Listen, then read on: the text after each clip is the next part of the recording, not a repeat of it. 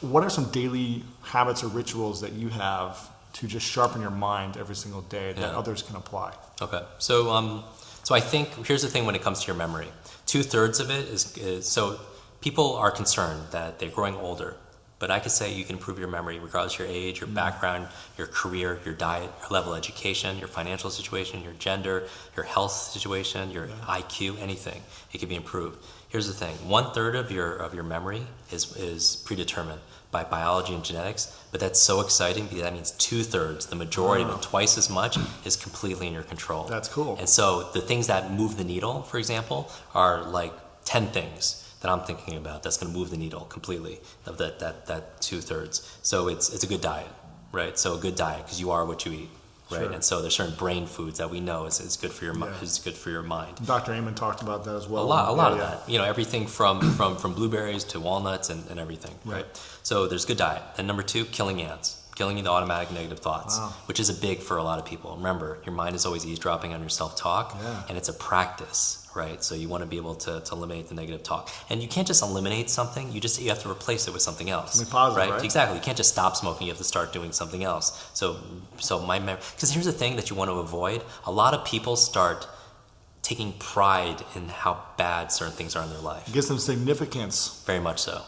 You nailed it. You know, people start getting pride because my memory is so bad. If I don't write my grocery list in triplicates, I won't remember it. And like, oh, you think you're forgetful? This is how forgetful I am. Right. Or this is how bad. And people also have this with busyness. It is so bad nowadays. Everybody has to be busy because that means oh, that person must be so important, right? And so that we got to get off that cult of being busy.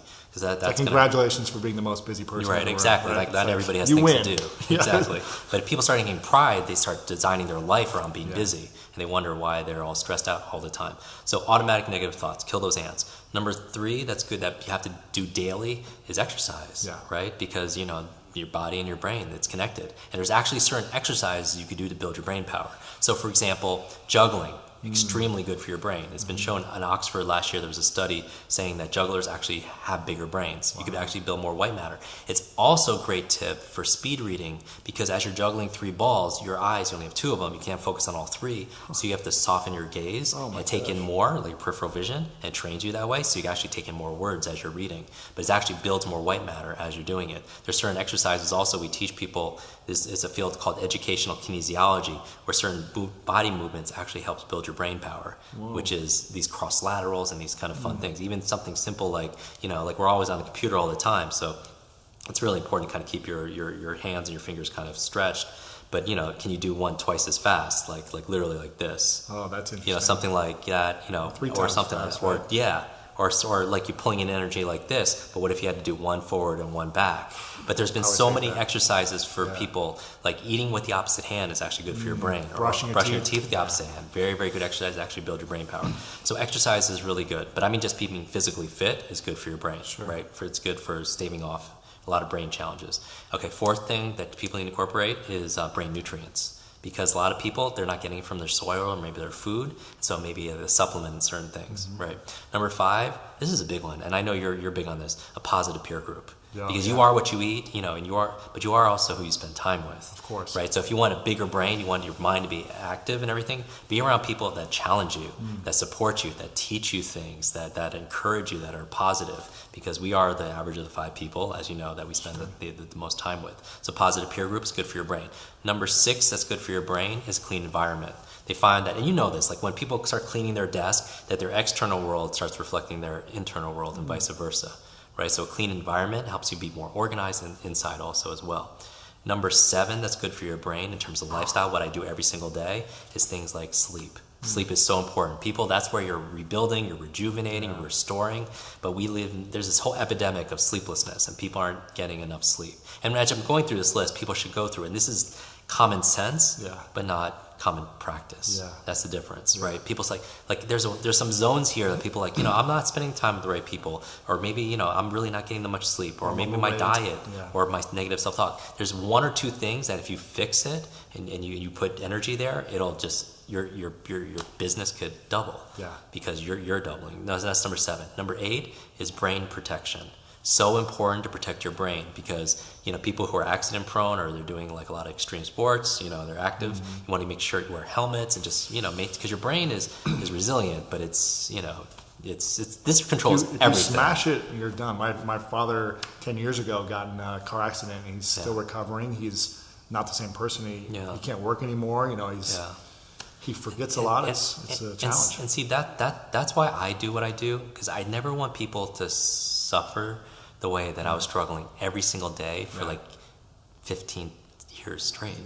And just because it reflects on, when I was in that hospital bed going through all that, and then it was so funny, like not funny as in haha funny, but when this young lady who read the 30 books in 30 days and saved her mother's life, she gave me one of those books, and inside the book was this photograph, and she was using it as a bookmark, and it was her mother in the hospital, and it reminded me when I was in the hospital.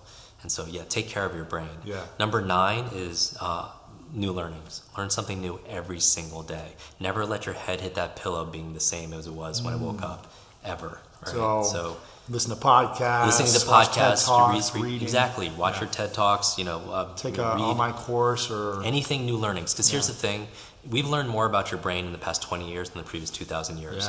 And, according to science, neurogenesis, that your brain can create new brain cells even as it grows older. And neuroplasticity is saying you can make your brain's like plastic. It's so malleable that just having a new thought creates more connections. And so Einstein's brain wasn't any bigger than anybody else's, but he had more connections than most people in certain areas. And those connections come from new learnings. And that's all learning is connecting something you don't know to something you know.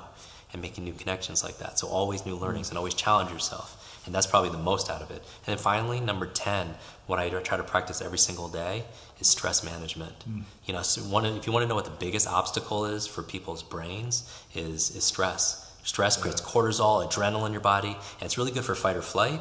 It's not really good if you need to take a test. It's not really good if you need to study.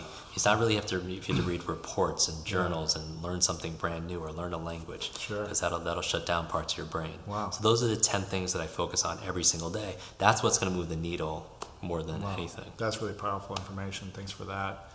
We've got 2 questions left, but I want to ask you before those final 2 questions. Tell me about the whole X-Men experience you had. Were you coaching a whole X-Men group or? Yeah. So we have that photograph that's there with me in the cast, and the backstory for that, in terms of like a school of greatness. Speaking of school of greatness, is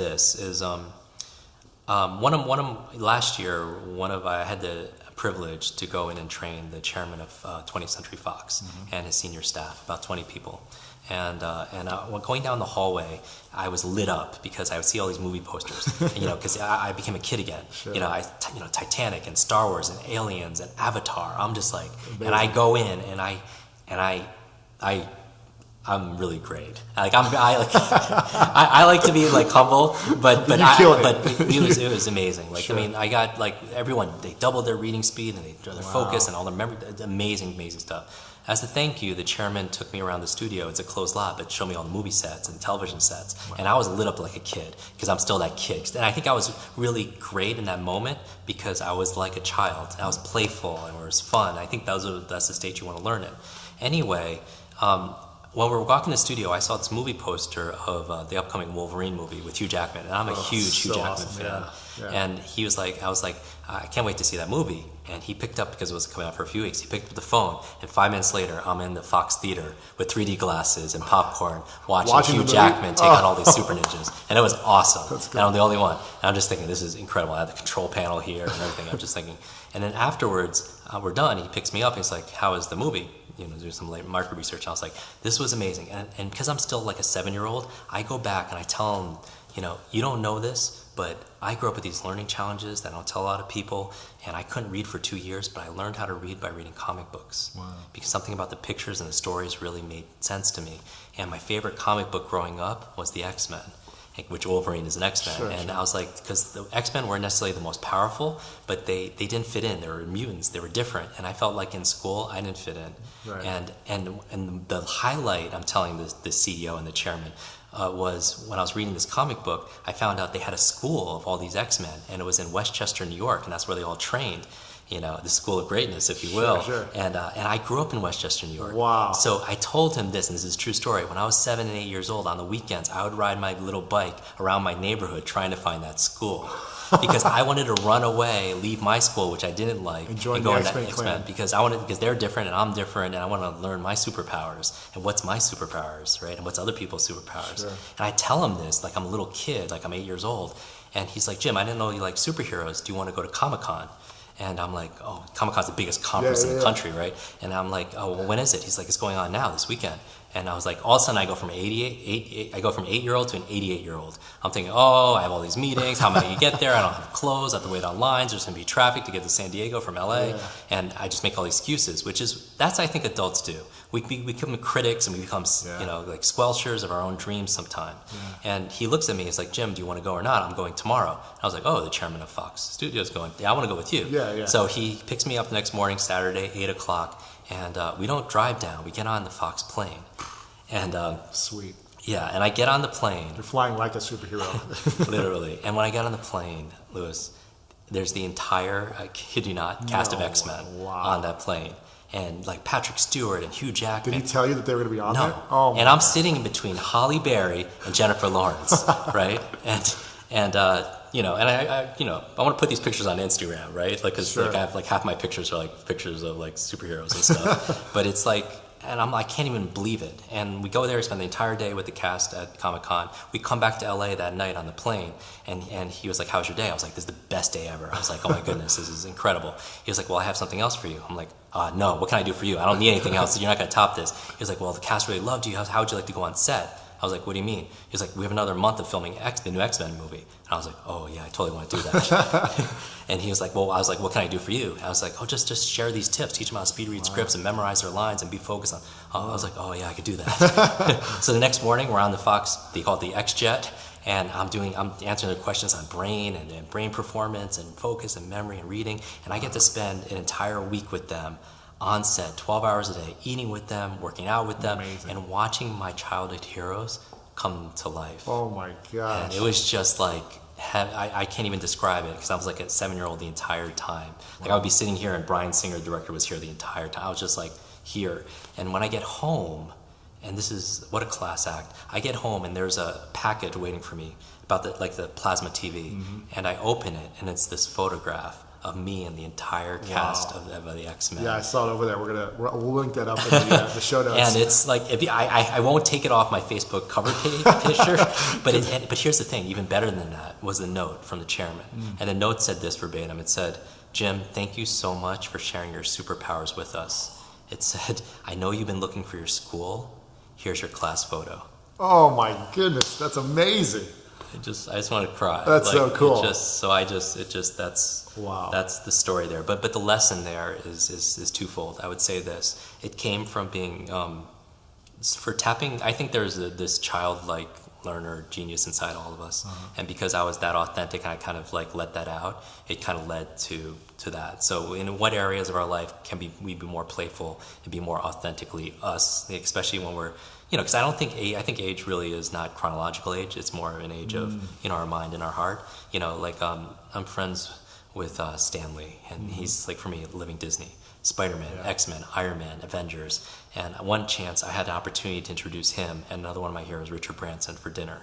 And I pick him up here, just down the street, and a 10-minute ride takes an hour, and I'm in the back seat with Stan Lee, and I'm asking him, like, who's your favorite superhero? And he's like, it's Iron Man. I'm like, oh, I love Iron Man. Sure. And he was like, who's your favorite? I was like, Spider-Man. And I say Spider-Man, he says, with great power comes great responsibility. Like, we know. And I was like, the opposite is also true, Stan.